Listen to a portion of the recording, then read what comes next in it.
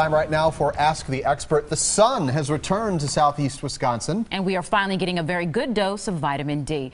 Dr. Jennifer McKinnon from the Medical College of Wisconsin joins us live this afternoon. And tell us, what is the latest regarding the supplement of vitamin D? Right, so vitamin D was quite a fad over the past 10 years, and it still has some real legitimate roles in healthcare. There are supplements over the counter available. Vitamin D3 is actually better than vitamin D2, but certainly if a level doesn't come up with vitamin D3, we often tell people we'll try the D2, but you can get that over the counter. Why is it important to know your vitamin D levels and to take a supplement if they're low? Right. So recently it came out that actually not everybody needs to know their vitamin D level. Really only certain people at risk for vitamin D deficiency really need to know. So people that have osteoporosis or low bones, osteopenia even, which is the beginnings of osteoporosis. Most elderly people actually don't get enough vitamin D in their diet, so they probably should be tested. Also, obesity, fat affects how vitamin D is absorbed.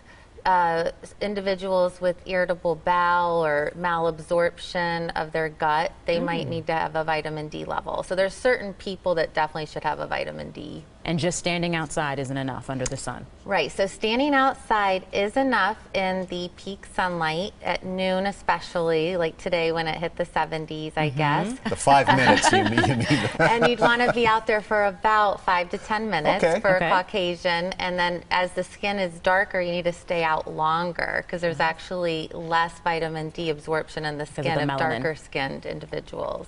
So mention the different types of supplements. You said there's D2 and D3. D3 is the standard one everybody goes to first. It's the 25 hydroxy vitamin D3. And that you can find in a calcium supplement too, mixed. So you don't have to take so many supplements.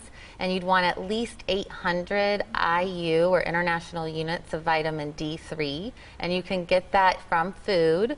So milk has about 100. Salmon has about 1,000. So if you eat some vitamin D fortified foods, you might not need quite full 800. Like your milk and things like that. And then if you're deficient, then certainly you might need a prescription for vitamin D3. And we should go to our doctor to make sure, or should we go just over the counter and get vitamin D and start putting it into our Yes, now that diet? summer's here, I would say you probably only need about 400 because you're going to get it from the sun. But yeah, in the winter, I would say 800 to 1,000. Just pick it up, especially living in Wisconsin. Does it affect our mood? It can. There's an association. There's not a causal study yet to say low vitamin D causes XYZ, but definitely there's associations in the studies. You know what does make everybody feel better, though? What? Sticking your face in the sun for 5 minutes. That definitely get off from go away from your desk. Whether it's vitamin D or not. Dr. McKinnon, thanks. Got a question for any of our experts? Send an email to asktheexpert@tmj4.com. You can also leave a voicemail. That number is right there on your screen.